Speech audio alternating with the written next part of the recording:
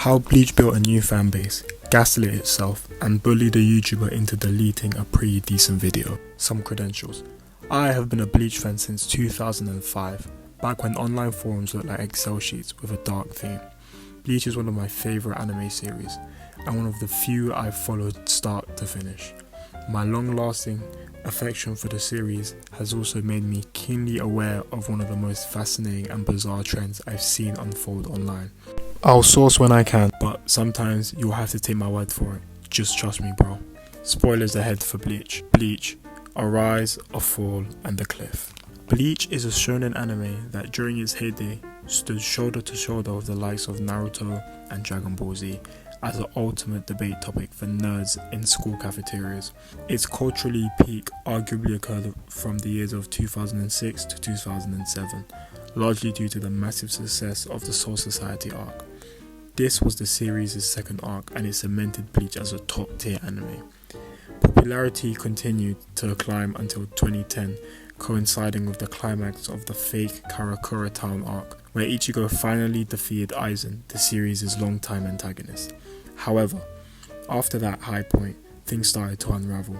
Fans began to voice their frustrations about the repetitive plots, stagnant fights, and the series losing the distinctive edge that it once had it set apart. Though not universally hated, the dissatisfaction was loud enough to be felt.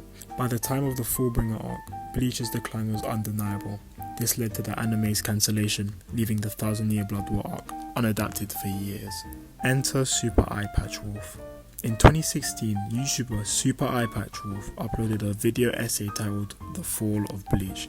It chronicled the series' meteoric rise, its steady decline, and the factors that led to its cancellation. Super Eye Patch Wolf highlighted the series' shifting prominence in Shonen Jump, moving from cover features to near back of the magazine, as well as dwindling fans' interest and repetitive storytelling. His tone was measured, acknowledging his fondness for the series while presenting evidence to support his points. Initial reception was largely positive, with old fans resonating with his observations, contributing to their own reflection in online discourse. But things didn't stay that way. The shift in the fan base. Over time, a change occurred in the Bleach fandom. The more critical OG fans began to fade away, while the remaining fanbase grew increasingly defensive of the series. Many of these fans pointed to extenuating circumstances like Kubo's health problems, rush deadlines, and the higher art standards that slowed productions. Criticism of the series, especially those cited in Super Eye Patch Wolf's videos, started to face backlash. Some fans accused Super Eye Patch Wolf of twisting the facts, claiming that Bleach's placement in Shonen Jump wasn't indicative of its decline, and even arguing that declining rates or sales were either an exaggeration or irrelevant. This defensiveness escalated until Super Eye Patch Wolf's video became the lightning rod for criticism, and in response, he eventually deleted it. The Fall of Bleach 4 years later. In 2020, Super Eye Patch Wolf uploaded a follow-up video, The Fall of Bleach 4 years later, apologizing for inaccuracies and over-reliance on assumptions in the original video. He softened his tone, presented his opinions more subjectively, while sticking to his core argument about the series' decline. However, the damage had already been done. The narrative among many die-hard Bleach fans was now firmly rooted. Super Eye Patch Wolf's original video had been a hit piece, a deliberate attempt to tarnish Bleach's legacy. The new fanbase and the gaslighting. By this point, Bleach had gained a new wave of fans, many of whom hadn't been around during its initial run. These new fans often came from adjacent anime fandoms, particularly after the success of Jujutsu Kaisen, which was inspired by Bleach, and the long-awaited revival of the anime adaptation, Thousand Year Blood War, which was released in 2022.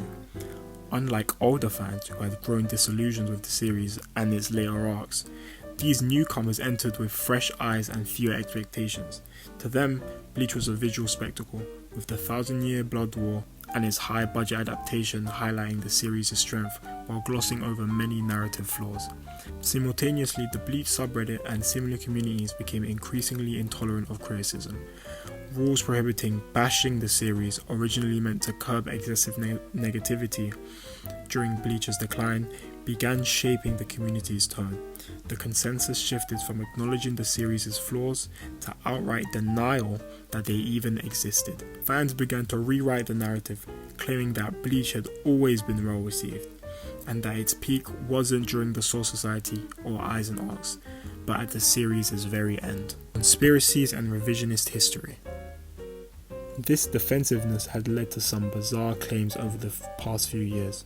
Some fans assert that Super Eye Patch Wolf intentionally misrepresented Bleach to sabotage its reputation.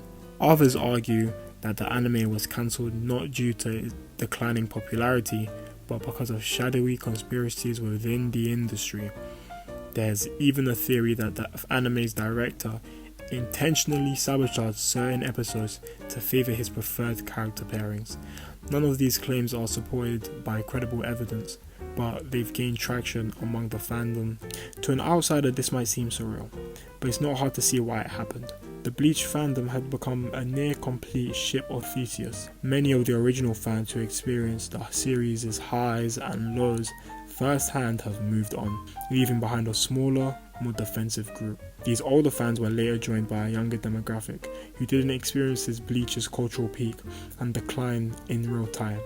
Together, they've created a narrative where Bleach's flaws have been erased and its legacy reimagined as flawless. To put this into perspective, imagine it's 2042, a Song of Ice and Fire spin-off is airing, and you mention on the forum how Game of Thrones had a strong start but fell apart in the later seasons. Suddenly, a swarm of 19-year-olds bombard you, insisting that no, Season 8 was always peak storytelling, that the finale was universally loved, and that anyone who disagrees is just parroting outdated YouTube opinions. You'd feel like you were losing grip on reality. The future of Bleach's legacy. With the 1000-Year Blood War anime still ongoing, it remains to be seen how Bleach's legacy will settle in the years to come. Will its new fan base continue to reshape the narrative, or will a more balanced perspective eventually emerge? Thank you for watching the full video. Just to clarify, this opinion is not mine, and I got this from r/characterant, so please follow the original creator as you can see over here, and consider liking and subscribing. Thank you.